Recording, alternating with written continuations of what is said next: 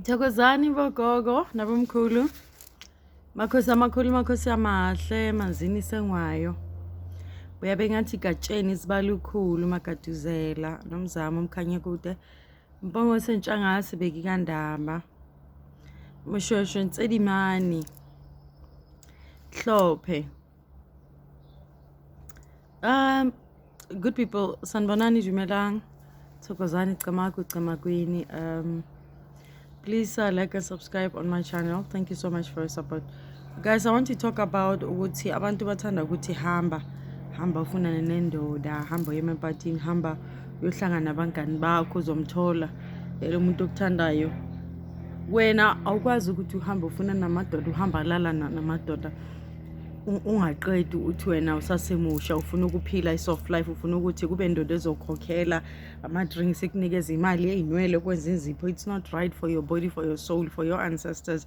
When you go around staining your soul with i-problems abantu eziningi, abantu bahamba bathwele, abanye bathwala ngey'lwane badlulisela lesesicitho inkinga zabo kuwena. Wena nje uphuma from this person to that person, whether uyintombazana or umuntu wesilisa. You can't go around saying you're looking for a partner. Don't do that. Umuntu ofuna idlozi lakho, amadlozi wakho, uNkulunkulu wakho uzofika kuwena ngalesikhathi bafuna ukuthi afike, noma ungathatha isikhathi esingakanani. Okay, mina ngahlala 4 years amadlozi afuna ukuthi kube umuntu. 4 years yonke bafuna ukuthi angenze umsebenzi wami ngihlale ngayenzi lutho, ngabi nabangani. Bangafuni, and I respected their decision. Anyway, it's not like I respected their decision. Bevele bayenza ukuthi kungabi umuntu ozosondela. And mina noma abantu basondela kade ngivukela ulaka ngivele ngidine. And whoever that would come, bengizomtshela ukuthi hayi wena uyinja nje. Awunayo direction, awunalutho. Awunalutho futhi wena nje ubona ukuthi wena ufuna ukuthi ube nezinto ngami. I'm not saying you can't meet someone ongenalutho and build things together. I'm not saying that. La ngikhuluma ngami, and I'm not comparing with anybody else. If you happen to meet someone that can help you, but angakuphenduli isidwedwe nje ithulusi ukuthi yena asijabulise akuyuze, mhlamba akakutsheli neqiniso ukuthi ushadile, bese wena ucanga ukuthi lo muntu mekuthengela izinto esidurayo mhlamba akuthengela imoto, because abanye abantu bayakheha bakuthengela izinto kanti ufuna ukuthi wena ube yithulusi yakhe ukuthi methi jump uthi how high. Amanye amadoda bathenga izinto meceda ukuthathela konke. Ngabona omunye intombazana bashisa imoto yakhe babhidlisa yona le double story, usale engenalutho, kumele abuyele ekhaya manje efila ngathi isithunzi sakhe basehlisile, but ucela engenalutho. That's the fact. So ungahambi nje wena uthi ufunana nendoda ezokunikeza izinto. You can't go to parties uqoke izinto ezifishane uthi amadoda azokubona, bazokubona njengathi wena uyithulusi, ungathi uthengisa umzimba, because abanye abantu bacanga ukuthi uqoke izinto ezifishane it's in fashion. You can do as you like, it's your body, your life. However, going around ungaqokile uqoke izinto ezinqani, sasa uwela izinto ziyakuwela zithelekela kuwena. Yes, amabhadi amashwa wena bese umangala ukuthi hawu but bengihlele nje kahle, ayikho into engiyenzile, I did nothing wrong. Kanti you were at the wrong place at the wrong time ngoba wena uhamba nje. And sometimes it's your ancestors bakufakela amabhadi ukuthi wena uhlangana nabantu bazokulimaza because awulalela ufuna ukuhlala ekhaya, mhlambe nokufunda awukaqedi ukufunda. I'm not saying you can't have a life, you can't have a personal life, but qaphela ukuthi you hang around with who, and nakhona places that you go to, because sometimes you feel like you uzoyizwa lento ukuthi idlozi lakho alifuni and futhi alivumi ukuthi wena uhambe uyohlangana nabanye abantu. Other people are free to do what they like, but there are consequences. Kusasa umuntu okhona ungathi ikhehla athi ugogo ubuso bakhe nje awukasazi ukuthi lo muntu unebhirhe sehorunani. I'm not criticizing abantu abaphuzayo, and I don't have anything against them. Everybody uphuza imali yakhe ukuthi uyenzani ngemali yakhe angenda, but the consequences of what you do in life, they've got a good and bad out of it. If wenza into enhle uzobona impumela enhle, but if you continue to drink and wenza izinto ezingaqondakali, you drawing negative attention to yourself. Ugqoka izinto ezifishane. I'm not saying ungagqoki, gqoka lento ofuna ukuyiqoka yakho imali whether uyithengile or bakuthengela angeni ndawo futhi akunandaba mina. Yes, but what I'm trying to say is ukungazinaki, ukungazinakekeli, ukungasihloniphi, uhamba ungaqokile, the next thing wena uyashaywa uthelekela nje izinto ezingalungile. Lezi ingane lezi ezishonile laphayana kuleya tavern eNyobeni, those kids went there for whatever reasons, but look what has happened to them. It is very sad that ingane ezincane kanjena. Yeah, my son it's much older than those kids, but I'm not saying ukuthi into bayenzile. Yeah, you know, I can't say much about it, but I'm just saying sinakekele ungahambe ebusuku. Makuthiwa ungahambe ebusuku, look, if you feel like you've got all the rights, because these days ingane bayalwisa abateacher ke umuntu obamlalelayo, and the next thing they get to say, I was not told. Look, they lost their lives because they were in a very you know, can I say wrong place at the wrong time? I don't know what happened to them, but yeah, their lives has been taken. So mina ngithi nje ingane encane nakani impilo zenu, sinakekele lalela abazali. If you feel like you can have a better life outside imndeni wakho, asazi ke ntombi, asazi ke bhuti or ingane, because lezi ingane kade zincane kakhulu kubhlungu kakhulu kubona ingane zabantu zishona, and the circumstances which they died under, nobody is able to say it. Mhlambe abantu bayathuka nokuthi bakhulume ukuthi hayi kwenzakalani, nobody wants to come forth and tell the truth, but it doesn't matter. Okusalayo ukuthi bashone njani, it doesn't really matter now anymore, because sebahambile impilo zabo zithathiwe, but uNkulunkulu uzobagcina. But the most important thing is abantu abancane, wonke umuntu kumele agcine impilo yakhe. Wahambe wena, I'm not saying those kids when please don't misinterpret me. Ungakhuluma into engayikhulumanga, ungangithuki nokungithuka, because I'm not criticizing those kids. I'm not. Ukuthi bahambe baya lapho bathola imvume from their parents, that's nothing to do with me, but I'm just saying ukuthi they lost their lives as young people. Gime lapho. Yeah, ukuthi why were they there? I don't know. And angilapho futhi, so nobody must criticize me and talk rubbish, because I'm not criticizing their lives. Bashonile ukuthi babulewe yini asazi. Yeah, there's still a lot of investigations under that. So if wena kuumuntu uhamba nje ugijimisa amadoda la nemikhaba le bathi bona bazokuthumelela imali, uthi wena ufuna 2000 ufakashe ulale nendoda bese kusasubuyele ekhaya, how many times are you going to do that? Because when uhamba uyolala embhedeni la kulala unyoka khona, kulala imfene namagundwane aletha imali ebusuku, kunezinto ezilala lapho. Wena ufika ulala embhedeni yalo muntu ungazi ukuthi lo muntu uyaphi, and wena ufika ulale lapho lo muntu akekho ukulalisa nesilwane ukuze akwazi ukuthi achubekele phambili. Lo muntu kwenza sacrifice, and emva kwaloko your life will be stuck. Wena you will realize that impilo yakho ayichubekeli phambili, kumile kwasani, bese wena uhamba uthi wena uyageza kanti kukhona into enziwe kwena. Cleansing alone is not gonna fix your situation. So to avoid into ezinjena, try to look after yourself. I'm not giving advice, I'm sharing information. Uzoyithatha futhi angishumayeli, wonke umuntu uyakwazi ukuzinaka. And if you are this person, if when you are this person that like to listen to friends, that wants a flashy lifestyle, ufuna soft life, but uyayifuna soft life but awisebenzelanga, funa soft life ngemali yakho uyisebenzele futhi manage your money properly, because akwazi ukuthi uthole 3000 bese wena uthi wena ufuna ukuthenga izicathulo ze 3000 pays what installment, pays a bond. Yes, you can't just take that money bese wena uthanda uyayithatha uyayimosha uthi no uzothola enye indoda ozolala naye. Umzimba wakho akusiwona uthulusi, umzimba wakho akusiwona angazi. You will be bitter, you will be battered emotionally, because abanye amadoda azokuyuza akulahle, akuhlambalaze, akuhlaze ebantwini, basho ukuthi wena ucheap and easy target.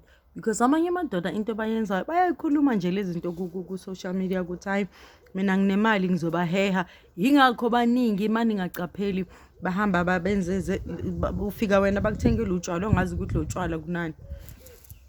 Nale ndaba la yabalaba bahamba baphethe imali eningi.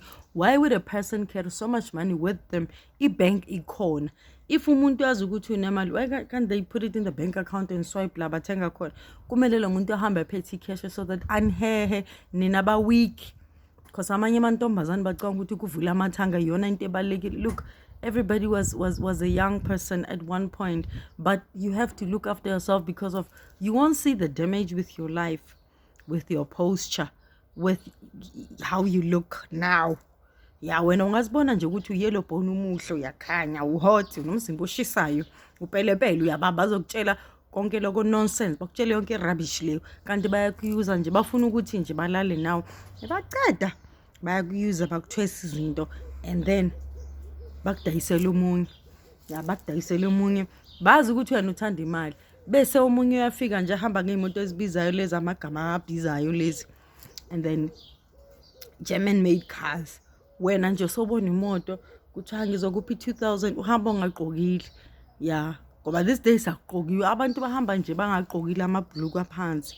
Umuntu uhamba nje angaqokile ungazi ukuthi lo muntu uyasithengisa orwenzana kodwa impilo yakho sisi wena bhuti uthi wena wenzani impilo yakho okusalayo. It is better to know the truth ukuthi sometimes uhamba nje unala namadoda ushentshisana amadoda. Yeah, yonke zonke ihlobo. And your ancestors, they despised it, they hate it, they hate. And then wena kusasa uthi awuvukela idlozi kanti awuvukela idlozi kunesilwane siphakathi kuwena. Awuvukela idlozi nonsense akhona idlozi kanti uhamba ulala namadoda abantu ulala embhedeni lezo ongazi ukuthi kade kunenyoka lapho kunemfene kunamagundwane. Yeah, ufaka isipuki wena uhanjiswa nomuntu ofileyo. And then you wonder mothi uyahlola ngoba kade ungahloniphi idlozi lakho mothi uyahlola bathi for sex hamba.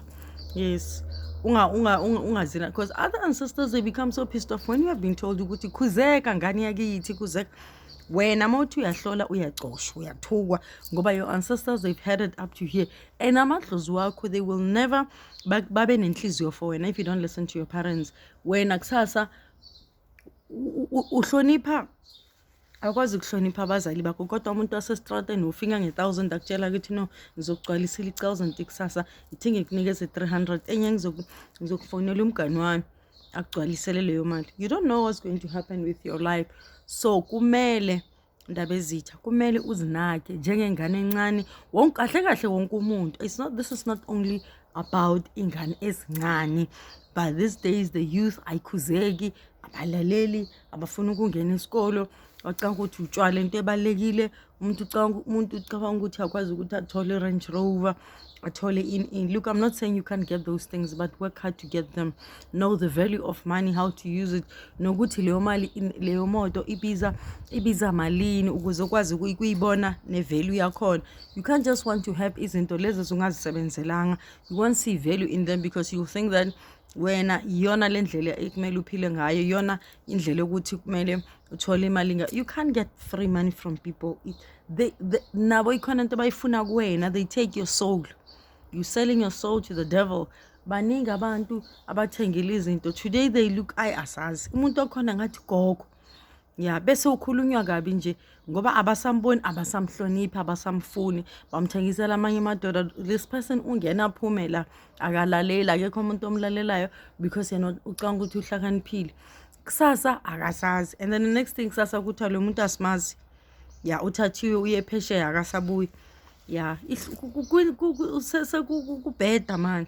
So it is important to look after your life and don't go around uthi wena uzothola indoda enemali. You go around hunting for men. Women are not hunters. Amadoda yibo abazomekele abazingeli yibo abazingeli kumele indoda ibuye ezokuthola and your ancestors bazokutshela ukuthi uye lona alright cha ayilozokuyuza lona ozokulala bese ukudayisela abangani bakho. Don't do that to yourself because of other things are irreparable. You can't fix other things when you have sold your soul to the devil.